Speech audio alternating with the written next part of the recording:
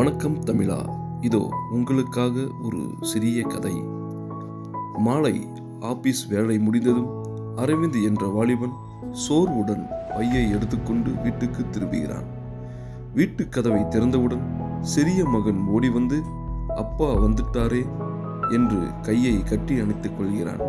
அந்த காட்சியை பார்த்த அம்மா சமையல் அறையிலிருந்து சிரித்தபடி சொல்லுகிறாள், இன்னைக்கு உங்க பிடிச்ச சாம்பார் தான் பண்ணி வச்சிருக்கிறேன் என்றார். சோர்வாக இருந்த அரவிந்த் முகம் உடனே மலர்கிறது.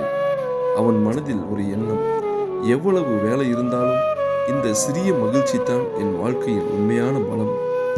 சந்தோஷம் என்பது பெரிய கனவுகளிலும் பெரிய சொத்துக்களிலும் இல்லை, அன்பு நிறைந்த குடும்பத்துடன் பகிர்ந்து கொள்ளும் இந்த சிறிய தருணங்களில் தான் உள்ளது.